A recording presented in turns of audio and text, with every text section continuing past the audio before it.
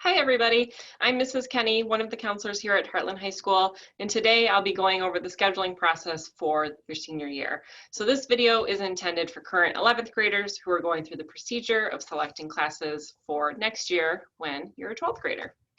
So I will be jumping right in. I'm going to share my screen and take you to the Heartland High School homepage. So this is heartlandhighschool.us. At the top, you have your menu, and if you click counseling, it will take you to the counseling website, which has a whole lot of information on it, scheduling and otherwise. On the left-hand side, you'll see the menu. So I'm going to click scheduling. This is where we'll spend most of our time today. Those of you who are here in the building will be receiving a lot of copies of these in your hands today. If you're remote, you can obviously access these here on the website, as well as any face-to-face students who want to refer back to this. This has basically everything that you will need as you move through the scheduling process. So if you lose something or you have a question, you can come back to this website and try to find it. So I'm going to point out a few things. We'll click into them and go through it a little bit later. The top form is your instructions for scheduling, entering your course requests into Student Connect. You have a hard copy of that if you're here in the building, and that's copied back to back with the VPA sheet, which I'll look at later too. And then the course selection sheets, we'll look at the 12th grade one, and we'll also look at additional course offerings. The shared time application, deep information, online course information, and AP and blended. We'll go through all of that. Also today, I'm going to talk to you about testing out and the curriculum guide. I'm going to start with the curriculum guide, which is on the left-hand side over here, a little bit above scheduling. This is a document that is 80 some odd pages long. It goes over everything curriculum related at Heartland High School. So this is a board approved document that has graduation requirements and honors information, the grading scale, everything you could want to know. But when you scroll a little bit further, you're going to get into the actual curriculum in the building. I'm going to start with this department. This is the shared time programs at different high schools in the county, but every single department has a page like this with a grid, and it lists the course number, the course title, the credit value, grade level. This one's a little different. It has the location. Generally, you'll find a grid that has prerequisites. So I want to point out, if you're looking at your course sheet and you see a class that has a P next to it, the P stands for prerequisite, which means there is a class you have to have completed before you can take this class. So if you're looking at the back of your course sheet at Art 2, you're going to see a P next to that class. If you're not sure what the prerequisite is, or if you've satisfied that, you would come to the course guide, you'd look here and say, oh, it's Art 1. I have taken that class, so I can take Art 2. Or you'll say, oh, I haven't taken Art 1. So that's what I need to take if I really want to take Art 2. Okay, so that's one reason the curriculum guide is really important. Also down below, you'll see a description for every class. So again, this is by department in alpha order. So we've got art, we've got business, so on and so forth. We'll refer back to the curriculum guide, talk about shared time a little bit later. I'm going to come back to the website and go to the 12th grade sheet. All right, so what you're looking at here on the screen is the 12th grade course selection sheet. In front of you, you should have a pink color-coded version of the course sheet. And in the top right, it should have your name, and underneath your name, your Student Connect password. So a couple of things. It's important that you not lose this piece of paper since it has personal identifying information on it. And we give you your Student Connect password to make it easy for you to log into Student Connect and load your courses after you filled your form out. So make sure you hang on tight to that piece of paper. The process for completing this form, you're going to fill it out. You're going to get any signatures that you need to get. We'll talk about that in a sec, as well as complete any applications that are required. Then you're going to log into Student Connect and load your courses, but not your alternates. I'll talk about that. Make sure that you're reading course descriptions in the curriculum guide, which I just showed you, and this is how you can access that if you need to see what a class is about. Some course titles are really intuitive, while others aren't. So if you read a class title and you think you might like it, but you're not sure, or you just have no idea what a class is about, find yourself to the curriculum guide and read about it. And then the last thing you'll do after you enter your courses into Student Connect is return your course sheet to your English teacher by January 28th. If you're a remote student, we need the hard copy, the pink form, returned to the building one way or another. So if you could put it in the mail and send it to the high school, or arrange a time to drop it off at the building. We need one of those two ways to have that form returned to us by the 28th. If you want to take a picture or scan this for yourself, that's a good idea. Once you turn that form in, we keep it. It's filed away in our offices because we refer to it a few times a year. So if you filled it out and you want to remember what you wrote down, I recommend taking a picture of it or scanning it into your email. So we will jump right into how to fill out your course selection sheet for 12th grade. I want to point out here, it's in bold and it's underlined. Students have to have a minimum of 4 core academic classes each semester. So 2 of those are picked for you basically. You're going to have math and you're going to have English. You have to have 2 more core each semester. Core means math, science, English, or social studies. So you need to be selecting electives out of the core departments to get to 4 core each semester. Okay, moving on. You will first select your English class. You have 2 options here, English 12 or AP Lit. Notice AP Lit in composition requires a teacher signature. So this means that you would go to your current English 11 teacher or AP language teacher and have them sign off here that they approve, that they think that's a good fit for you. Otherwise, you'll circle English 12, 0.5 for your full credit of English in 12th grade, or you'll circle 1 AP Lit. Your third option would be blended English 12. Blended is a class that's taught by a Heartland High School teacher, but it's mostly taught through an online format. So the delivery method is virtual. You come to school usually once a week. Your teacher is available to you every single day of the week should you want to report to class and work in their classroom or get extra help. But kind of the perk is that you are a self-motivated student who has good time management skills, and so you don't have to be in class every day of the week. We've had blended classes for years, so you might have heard of these before. You might be in blended English 11 or know somebody who is this year. To do blended English, I'm going to take you back to the website, scroll down. This is the blended agreement and teacher recommendation. So to be approved for blended, we need parent approval because it means that you will be leaving the building. And then we need teacher approval. So this would come to your current English teacher to say, yes, they approve. And then they return that. So you don't get that back after you've given that to your English teacher for their recommendation. That is blended English 11, or sorry, blended English 12. Okay, if you end up selecting any classes out of social studies or science, or maybe you still have a grad requirement left in one of these 2 departments, you would write that here. So even, for example, maybe you haven't taken Gov or Econ, or you are off sequence with science and you need to take something that's a grad requirement, you would write those here. But if you select genetics, forensics, infectious diseases, history of sports in America, then those would, be written in this box here. So you'll write any social studies or science classes that you're choosing in this box, whether it's an elective technically or if it's a grad requirement. And then everybody needs a 4th year of math while in high school. So the sequence for graduation is algebra, geometry, algebra 2, and then a 4th year of math. If math is not a strength of yours and you don't plan to go into something after high school that is heavy in a specific kind of math, then algebra 3 is probably the best fit for you. Algebra 3 is a class that reviews the skills you've learned so far. So there won't necessarily be any new content. It will go over and kind of hone the skills that you've learned. A lot of, for myself, I know that the more times I would see an algebra concept taught, the better it clicked. So those of you who might not be going into math or who think that maybe they want to start at a community college or earn an associate's degree, this would be a good fit for you.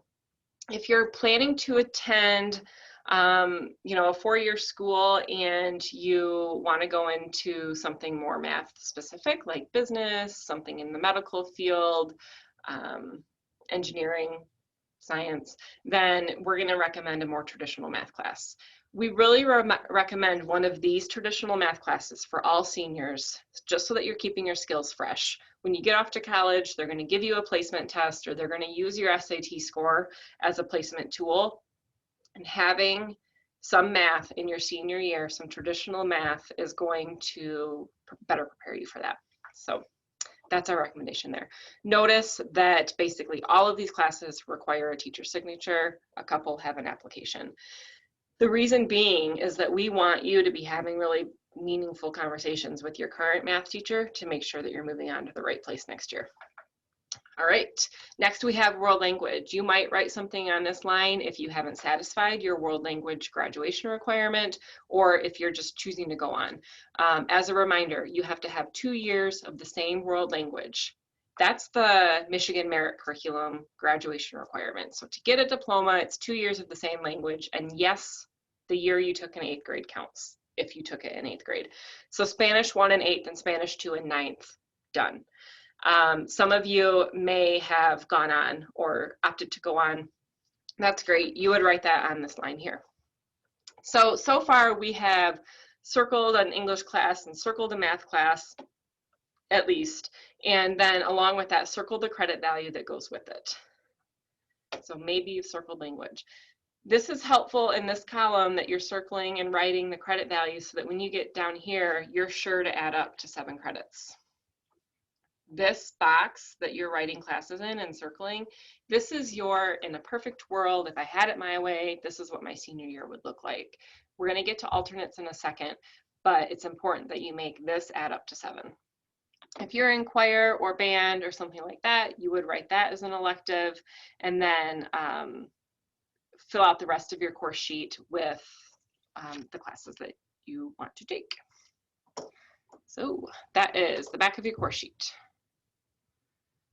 It's split by departments, and so you can see the classes, the grade level, the credit value, prerequisite, application, teacher approval, audition, stuff like that is on the right hand side. And at the bottom, you will see the graduation requirements outlined again for you. If you haven't taken health or PE, obviously you need to be doing that in your senior year, as those are graduation requirements. I will point out, if you haven't taken PE yet, it is this PE class that satisfies the graduation requirement. PE, Intro to Fitness. These other PE classes you're free to take as electives, but won't satisfy that grad requirement. And again, you have a few options to get that PE taken care of. You can take the class. You can do 3 seasons of any Heartland High School sport. It can't be your club team or your travel team. It has to be the Heartland team. It can be any level, freshman, JV, varsity, and it can be a combination of any sports or the same sport. Or you can do 3 years of band camp, and that will satisfy your PE. Then VPA. If you haven't gotten your VPA done this year, then it is important that you look at this sheet and select at least 1 credit of VPA for your senior year. Some of you might be looking at a shared time program, and some of them do satisfy VPA, so keep that in mind. That's on the second half of this form, but everybody needs 1 credit of VPA. If you're not sure, this is something you can send your counselor a quick email about, but understand that we will meet with you all in February. We do a credit check every year to make sure that you're right on track. And so if we're noticing like you don't have your VPA satisfied yet and you haven't written any down on your pink sheet, we'll point that out and make sure that you select a VPA. Also, when it comes to electives, you might be thinking about shared time. So I'm going to start here. Additional course offerings is a form that outlines some of the unique opportunities. I already talked about blended. I'll get back to deep. But if you're interested in shared time, these are the programs on the left-hand side. So you would be free to apply to any of these. Disregard the middle college because you can't do middle college unless you started the program in 11th grade. So if one of these shared time programs interests you, understand that that's 3 hours of your day, and that you do not write the shared time program on your course sheet. as a class. All of those programs have applications, and typically we have more students apply to them than we have space. It's a county-wide program, which means that all the high schools in the county accept applications for the program, and then the spots get divvied up. So we can't have you including that in your 7 credits in case you don't get in, or let's say you change your mind. We need to know what you want, assuming you're in the building all day. Now, it's perfectly okay to indicate somewhere here in the column or over in this box potentially that you hope to do one of the shared time programs. You can write down like, I'm applying to construction or I'm applying to health occupations, but you can't include those 3 credits in your 7, just in case you don't get in or you change your mind. So that's important to note. Also, if you're applying to DEEP, you don't include DEEP because, again, not everybody who applies to DEEP gets in. So that could be something you'd indicate off to the side. Here on the website, you're going to find the Share Time application link, which is a Google form. You would click here and submit this, and that would be your first step to applying to a Share Time program. If you're interested in DEEP, there's a flyer here with more information, including some dates for Zoom sessions that will be on February 16th and the 23rd. They're going to be Zooms. This is the information to log into that Zoom. But this flyer really outlines like the cost is over here, some of the information about the program. These applications are due by March 5th. And then these are the 4 different DEEP programs: business, med-sci, general studies, and pre-engineering. If you have questions about how DEEP works, how it transfers and stuff like that, I definitely recommend doing one of the Zoom sessions with a parent so that you can get more information. Then below that is the application. So this is a fillable PDF, and I really do recommend typing it out just for legibility purposes, but you can print it and handwrite on it and return it that way too. Notice they've highlighted in colorful highlighting kind of like the spots that students tend to skip over for one reason or another, but you can't. So make sure that you pay attention to each and every part of this application and fill it out thoroughly, because otherwise your application might be disregarded. So this is the DEEP application, which again is due by March 5th. Okay. Testing out. Well, let me get back to the course sheet, make sure. No, we haven't finished this yet. Okay, so you have now filled out this box, you know, hypothetically with 7 credits that you really want. And then potentially you've done a DEEP or a Share Time application. We will have more information about who gets into those programs in April. So mid to late April, you'll be notified if you've gotten in. At that time, you'll work with your counselor to pull the classes out of your schedule that you want to lose and put the DEEP or the Share Time in place of it. All right, now to alternates. You need to select 6 alternates in case something that you've written up here doesn't work. So the computer takes what you've entered into Student Connect and it attempts to schedule these 7 credits. It works a lot of the time, but sometimes there are conflicts. Maybe a class you've selected is only taught 1 hour and it's conflicting with another class, and so it's not working. Or a class could have filled up and so it's not working.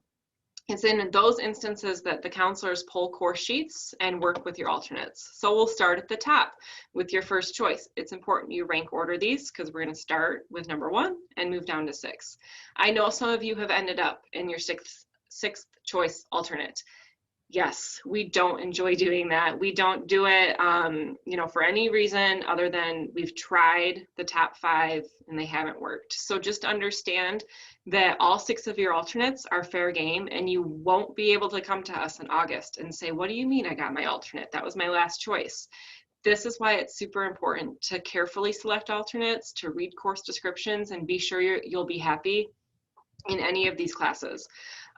You need to make sure that you're writing 6 unique classes. So we see students try this every year where they write the classes they really want in this box up here.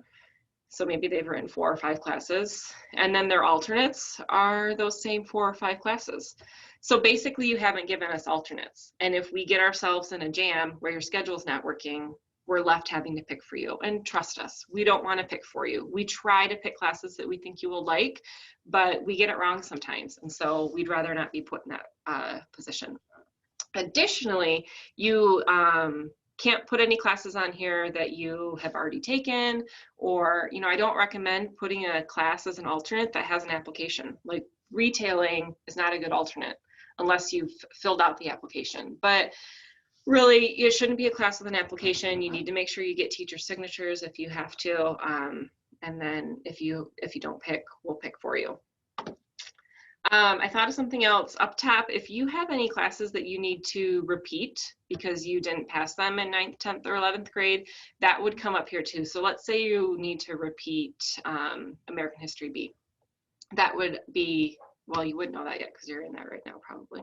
Let's say you need to pass or repeat American History A. You'd write that on this line and include that in your course tally. Your other option for recovering that credit is summer school, which is fully online, and it costs, it's $150 or $200 per class. So there is a cost involved with that.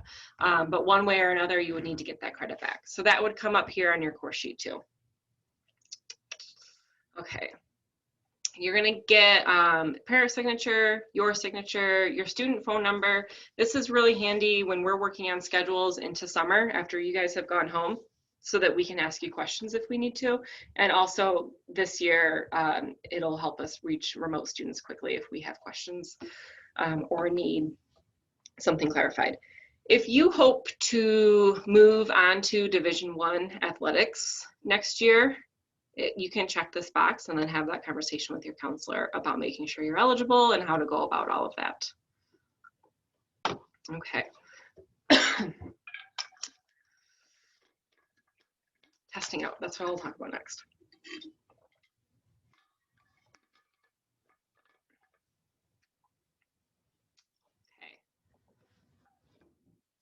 If there's a class that you hope to test out of, that's also on the link is on the counseling website. Testing out means that you're going to take the final exam and complete any of the necessary work required for that course and earn a 77% or better. If you pass with a 77%, then you get test out credit on your transcript. This is the registration form that you click to fill out no later than March 27th. Sorry, March 17th. No exceptions. If you don't have that filled out by the 17th, you're not going to be able to test out in May. So you fill out this form by the 17th, you'll be able to get study materials in April, you'll take the test in May. So that's testing out. If you have questions, let us know.